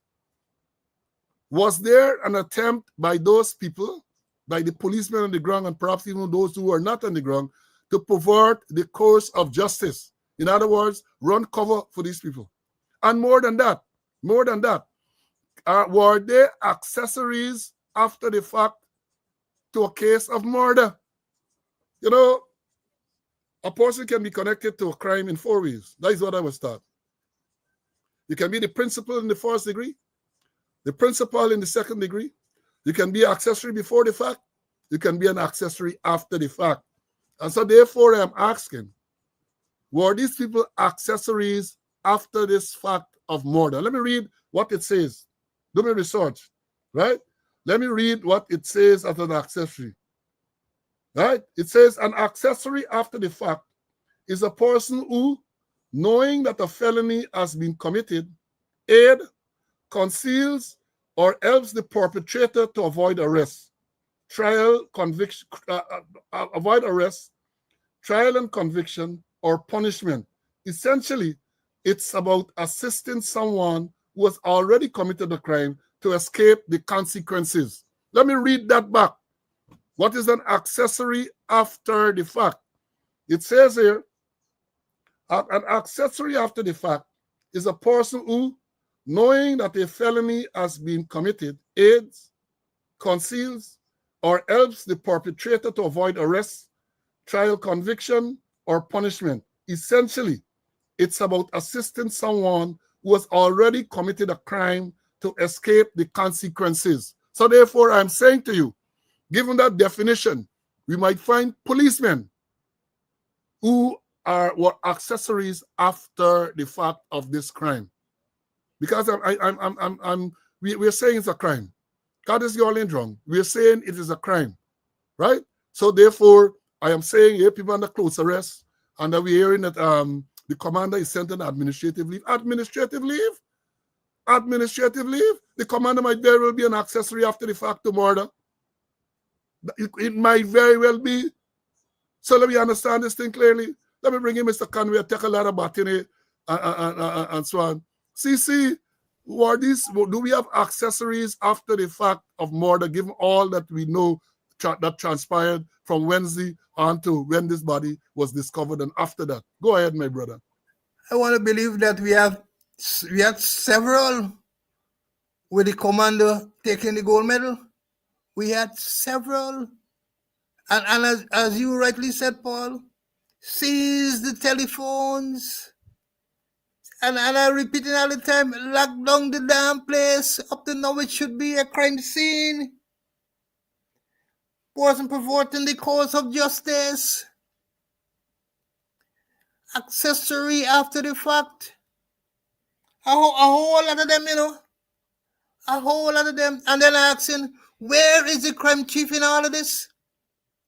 Where is the DDO? I think it's a superintendent, Grant or something. Where is Grant, who is in charge of criminal investigation in West Emerald? Is he on leave? Is he around? Where is he on all of this? And who really spearheading the investigation? They said they're going to give us update. Who is spearheading the investigation? Don't tell me it's McBean. Don't tell me it's McBean. Who is spearheading McBean when they were thinking the first couple of days he did an excellent job because he said he was there, according to how he talked to Travis Chase, to de-escalate the situation. He went there to de-escalate the situation. and they misusing McBean. That was them is what is the operation, man? What's responsible for operation in the Ghana police force? Although they in the same line or the name of some Tyler Black after you, Errol Watts Black. So they believe if Watts go there, the thing would be shitty. Who is spearheading the investigation? We're not getting any information. Therefore, you open up to plenty conspiracy theories. Plenty. Where the crime chief there? What happened to the crime chief? Nothing on it. Not a word do you hear any commissioner voice? You dumb? So all those things giving the impression that they're not doing a proper job. Well, we know they're not doing a proper job. And they're not informing the public. The president said they're going to inform the public. They're not informing the public. So it's cover up, and there's a wall of silence. The silent. The silent, I know what with the tongue. That we need to know, the public need to know what is happening. And I hear nobody asking for no outside assistance. They're not asking, they ask for us yet. This thing needs proper investigation, meticulous investigation, and experts. And more so, the crime scene has been tampered. A lot of people should have get locked up from the inception. Pulling everybody should get locked up, and they can't say you couldn't arrest anybody. And when they're talking about policemen under close arrest, there's for the police discipline act. You're dealing with a homicide here, and the police get the power to arrest people. And let me read the powers. Section 16. Here what, sir? It shall be lawful for any member of the force to arrest without warrant. A. Any person who commits in his view an offense punishable either upon indictment or upon summary conviction. Or B. Any person who any other person charges with having committed a felony or misdemeanor. Or C. Any person suspects of having committed a felony or misdemeanor, or charges with having committed an offense punishable on summary conviction. If such person is willing to accompany a member of the force affecting arrest to the police station and to enter into a recordings and prosecute such charge. Or any person whom any other person finds disturbing the public peace. Here is one. Any person whom he has good cause to suspect of having committed or being about to commit any felony, misdemeanor, or breach of the peace. And the last one, any person whom he finds between the hours of 8 o'clock in the evening and 5 o'clock in the morning, lying or lurching in any highway, yard, or public place, and not able to give a satisfactory account of himself. So they had the opportunity there to arrest people, and you could keep them for 72 hours. And if you want in 72 hours, exercise indoors, you go before a judge and plea for it to be extended. Person should have been arrested. Nobody ain't getting home, eh? All you staying here till we thing. And most time when you see you get everybody to go and say, by me with this thing, eh? Me with this nonsense, me ain't taking no blame for nobody. This is the story.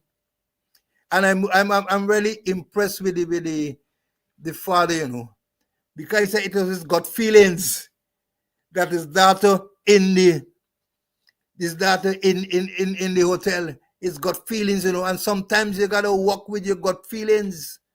And any good investigator tell you something, you got feelings. It's like something telling you. It's like the Lord talking to you, telling you, hey, that girl is inside there.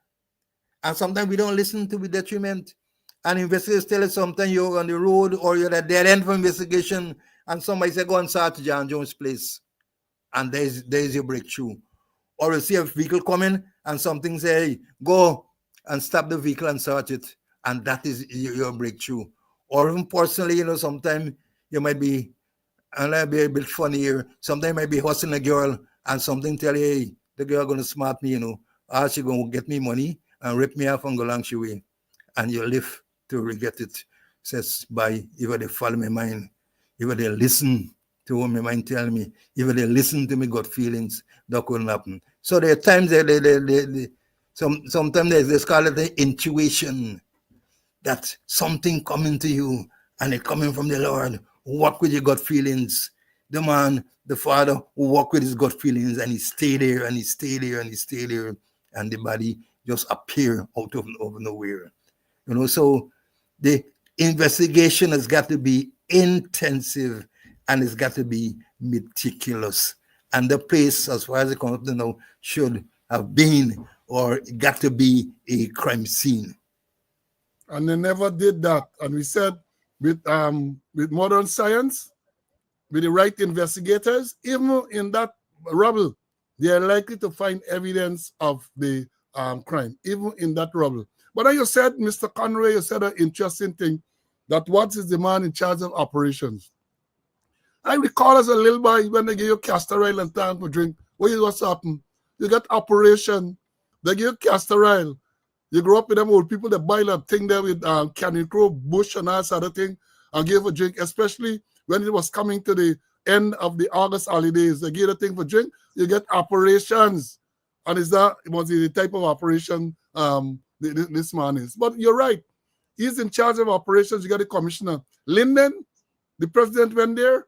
No commissioner, no operations man, no ropes man, no shoot and scoot. Where's the Tushan? McLean again, no commissioner, no Watts, and no ropes men. So they are shooting and scooting, right? That is what you have. And it tells a story. It tells me that even them ain't get confidence with the people who they have in those positions. That is what it tells me. And let me tell you all something. We're talking about silence. I'm all right there. There's a song by Simon and Garfunkel's Song of Silence. Let me read about silence. They say silence is complicity. I posted this on my social media page. Silence is complicity. And hear what it says here. The saying silence is complicity means that remaining silent when witnessing injustice or wrongdoing can be interpreted as tacit agreement or support for the wrongdoing. Effectively, making a silent observer a participant, even without actively engaging in the harmful act. It's an idea that failing to speak out against the injustice when one has the opportunity can be seen as a form of complicity, and as it allows the harmful act to continue unhindered. We have a lot of silence here. I say this to say people have been coming out and people have been demonstrating. For something like this, we can't remain silent. We can't. We have got to voice our dissatisfaction with the murder. We have got to voice our dissatisfaction with the police apparent cover-up. They admitted, the police. They don't admit too much, but on this occasion, they had to admit. They were forced to admit that the statement they gave was erroneous. The question is why? Why did they give that statement? And I believe they gave the statement because they were complicit. And if it is that they were complicit, one or more of them are accessories after the fact to this murder. Let me understand. Let me understand it. Don't sugarcoat anything. They are accessories to murder, and they should be so treated.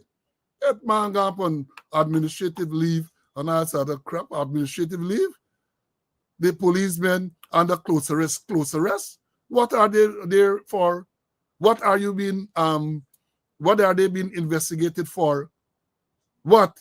Tell us, man. We need to know. You talk about transparency. They use that word very flippantly. Transparency and all of that. You know, you can't be transparent when basic things like this you're not telling people. I see that come out in the first 2 day statement by the extended squatter. And let me say this because I observed it.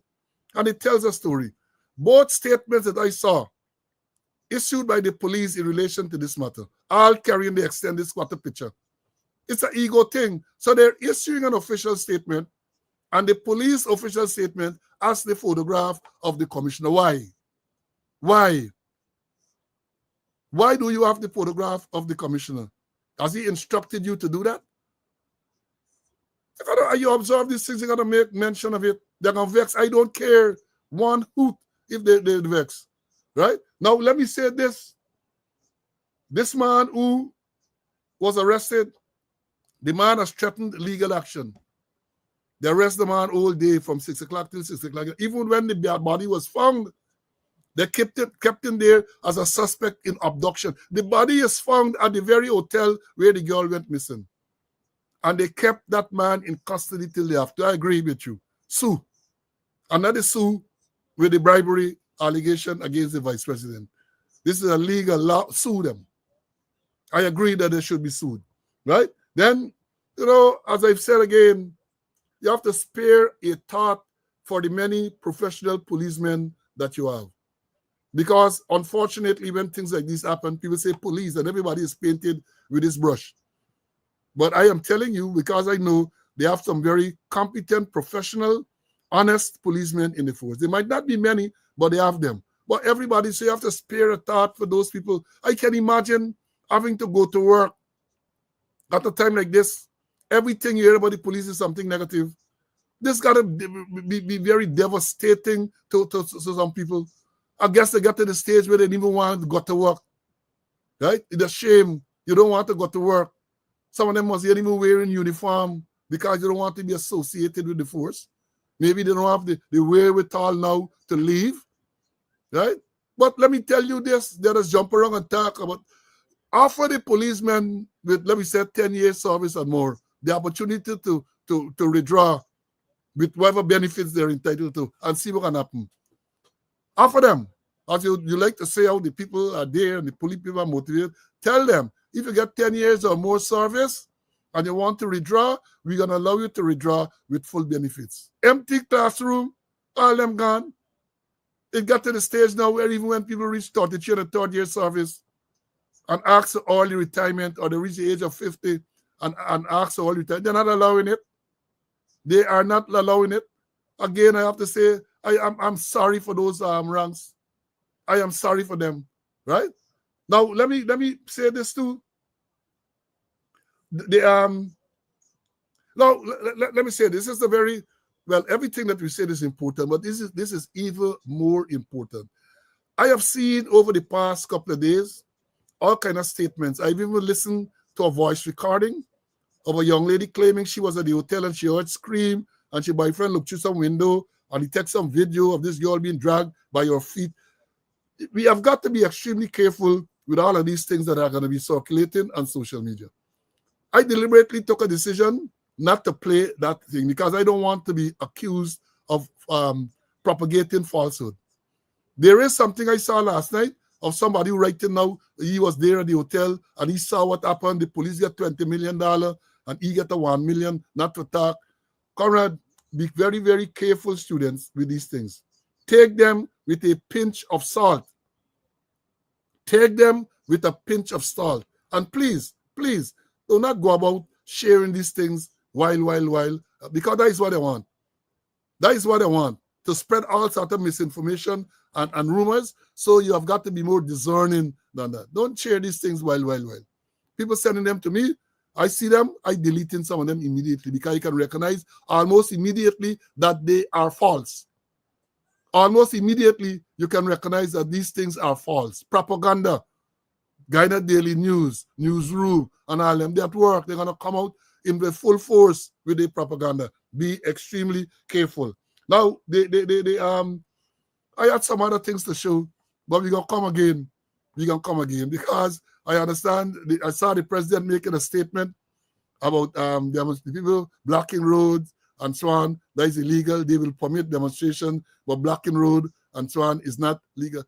And then the lady turned to him, I can play it a day, maybe on the next program. But Mr. President, I saw you blocking road.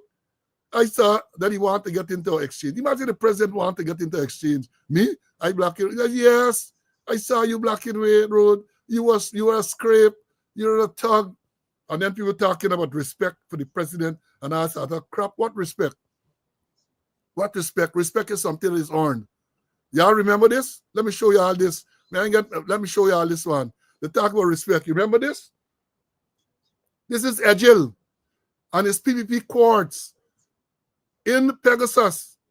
When President Granger was making an address, they stood up with a placard which they smuggled into the place and they disrupted the proceedings. And Mr. Granger is there with that famous pose, leaning on the podium, his 1 foot cross, famous. So they come and talk about disruption and all that. They have shallow memory. And we have got to continue to remind them. We have got to continue to remind them. Right? They say, they stand up in front of Pegasus, they block the whole road. They block the entire road. Look at there. They block the whole road. This is the now president. This is the car of the Minister of Health. They actually overturned the car. They blocked the road so the car could not pass. And some of them rocked the car. Actually, I think it was what a lady named Cummins, Minister of Health at the time, was in that vehicle. They refused the vehicle to allow the vehicle to pass. And this same man now is now president telling people don't block road and that is illegal to block road and all this crap they're telling people. But we're going to do the research and we're going to come up, we're going to show how hypocritical these people are.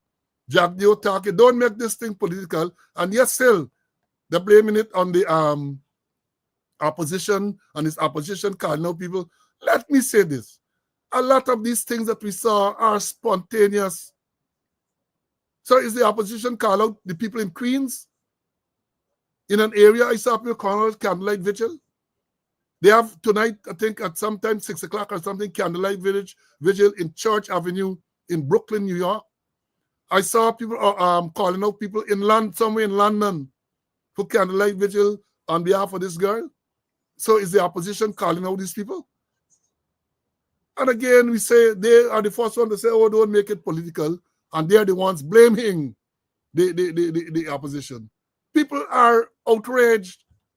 And not only at the death of this girl, but the apparent cover-up by the police, the complicity by the police in this murder. And you want for thing. And again, I say it to you as we moving in towards the close of this morning's program. The action of the police has the potential to escalate this whole thing.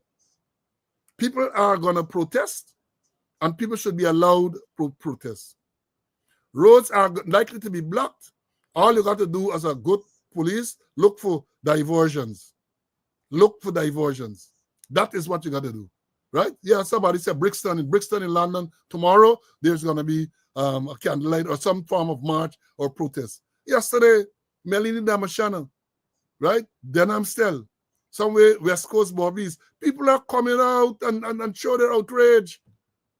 Right? And you have people like Ikin sitting down there. Let me say this before I bring him Mr. Conway for his closing and Swan. Some of the sycophants claiming, oh, well, the government is not to be blamed. And one man asks, how are you going to blame Ikin or not? Ikin is in charge of the Guyana Police Force. Ikin is the commissioner of police. And anything that goes on in the force, he is responsible for, either directly or indirectly. There is something called vicarious liability. They say uneasy is the head that wears the crown. You've been there, you fight to get the work. He undermine Happy, he do everything. He talk name, he do all sort of things for Jack Dio give the work. Jack Dio promised him to make him commissioner once the government came into power. And that is what they did. They appointed him commissioner, even though the constitution said he could not have been appointed because he had passed the age of retirement. Nonetheless, do all sort of legal gymnastics to say that, yes, he could have been appointed. And they went ahead and they appointed him. So how come you can decide now that he is not responsible? Is the president appointed him? So when he is to be held responsible, the president also has to be held responsible. This is a man with a checkered past. Ikin I'm referring to. Checkered.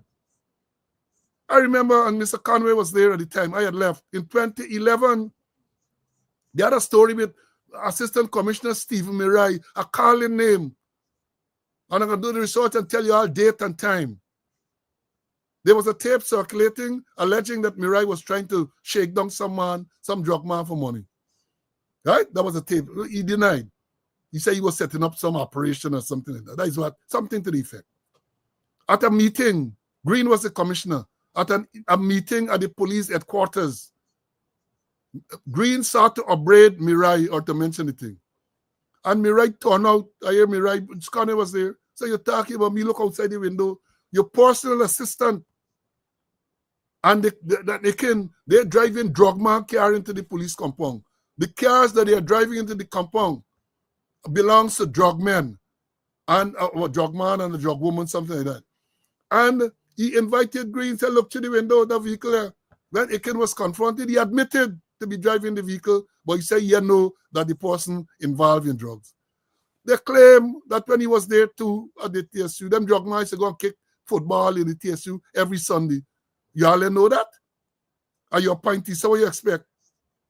You expect allegation, a quarantine, bank robbery, wet money, and many other allegations. But what?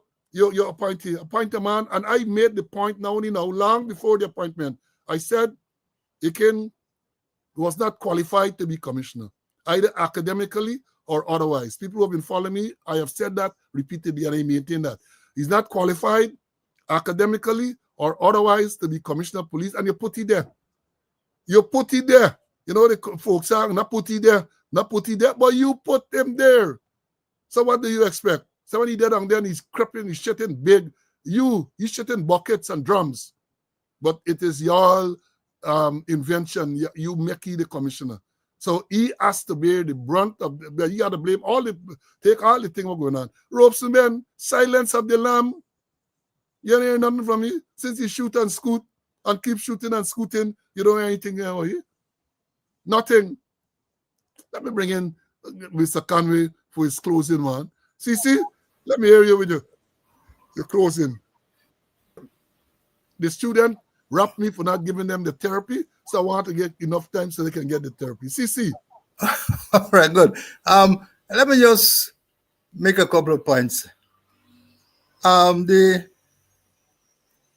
conform squatter, all of a sudden, a SOP dealing with missing person and children appear, floated up, just like how the body of that little girl floated up. Missing person stroke children unit. So we now know that is a missing person stroke children unit in the Ghana Police Force. I wonder how they come to establish that unit.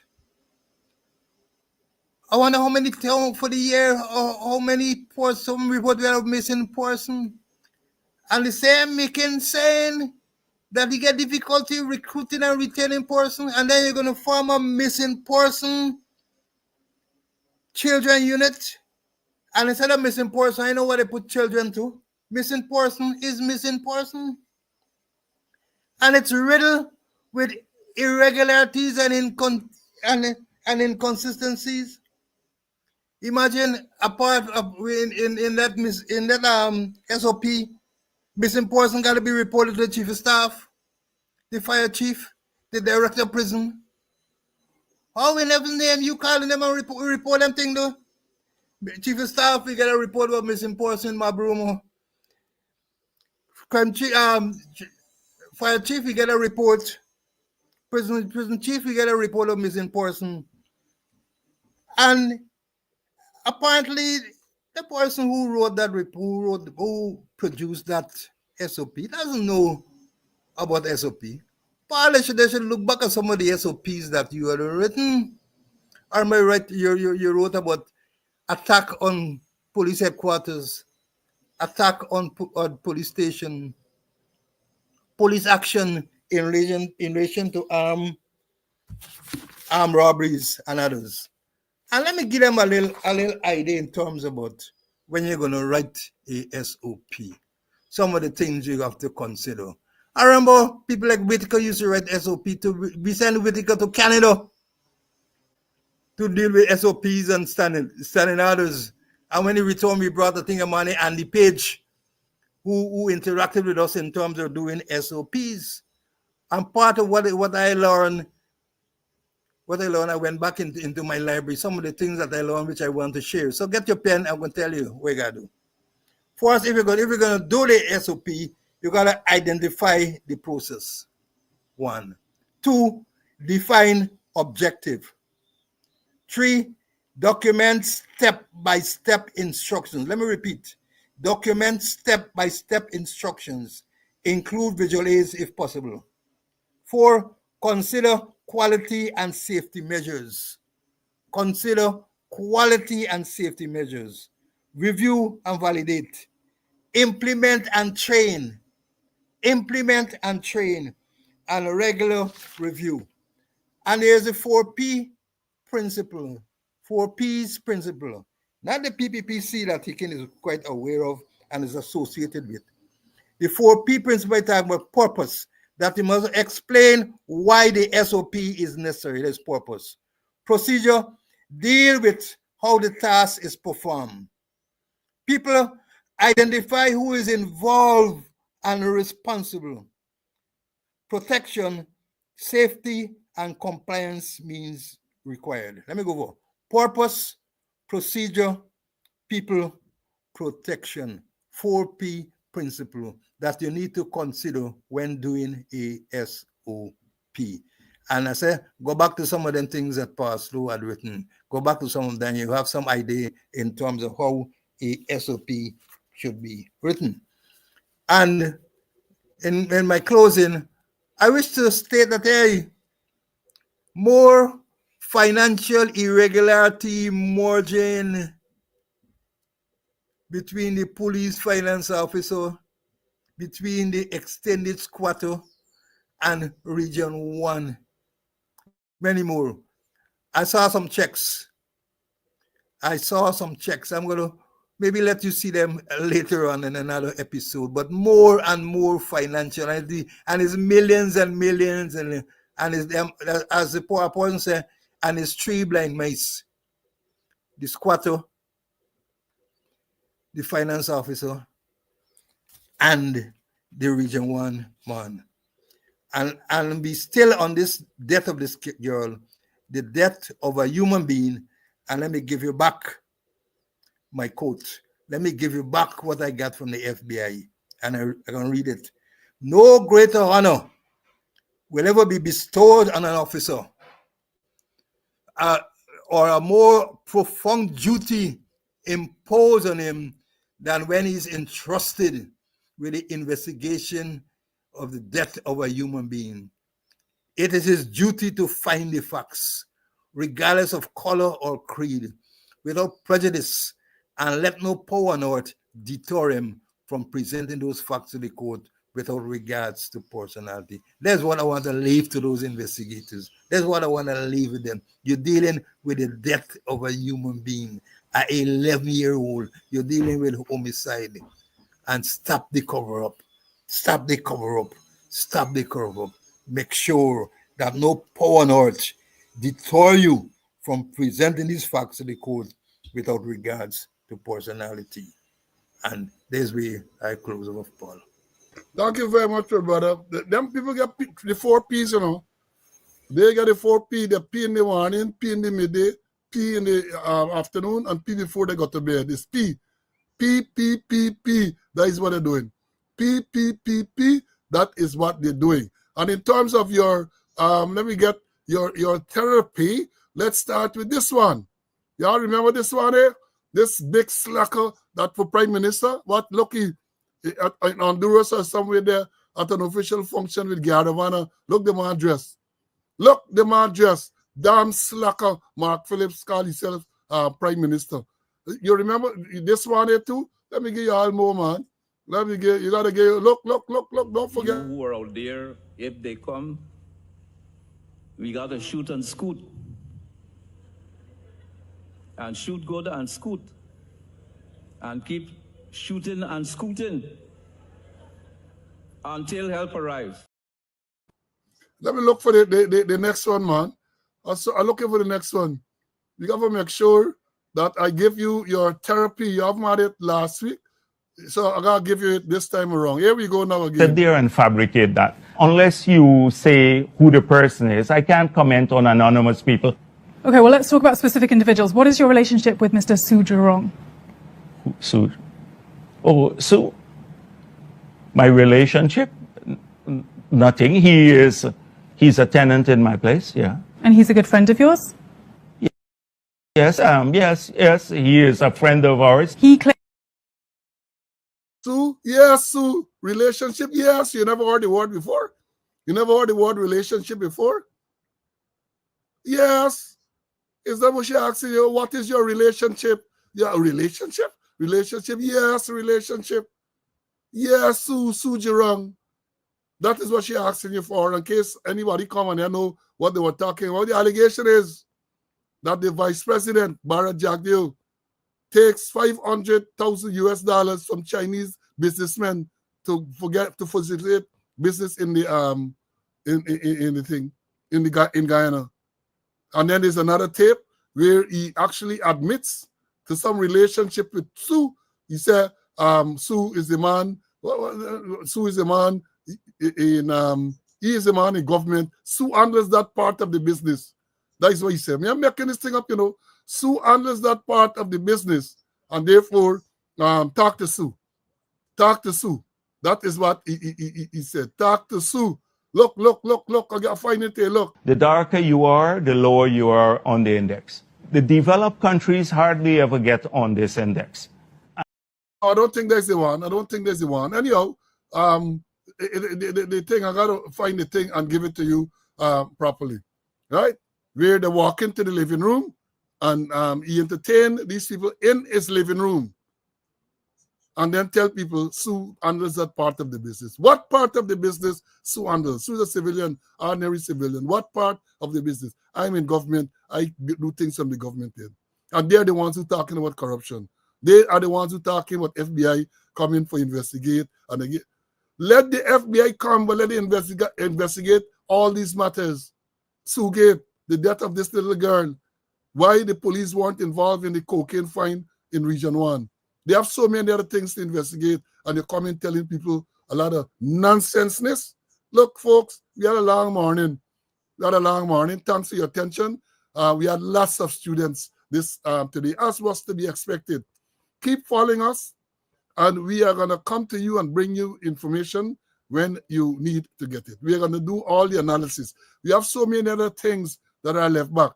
As it is now, we are scheduled to come on Wednesday. But again, as I said, things so fluid. Who knows? Who knows what is likely to happen even before then? Things moving apace. This afternoon, we are all anxiously awaiting the result of the post-mortem examination. We are awaiting the result of the post-mortem examination. And we're gonna hear what happened and to see what they are doing in terms of this investigation. As I've said, and we have said, it's disappointing that the crime scene wasn't secured. Disappointing. No, they didn't secure this crime scene. And I say again, that even despite of all the damage there by fire and whatever, the right people can still go there and find evidence. So if you're really interested to know what took place, that is the government I'm referring to now, do that. Bring in the people them. You just talk about you have resources, you have money, bring them in and let them investigate. Folks, Again, let me, I got to always remind y'all, I got to remind you, for those people who want to make a contribution, the information is there. The information is there. We welcome any contribution to the upkeep of this program. So until we meet again, we are now scheduled to meet on Wednesday, God's Spare Life. But who knows? Who knows? So stay tuned. Follow the page on Facebook, or like the page on Facebook. Follow it on YouTube. If you decide to come, the notices will be sent out for you to be here. Until then, stay well. Bye.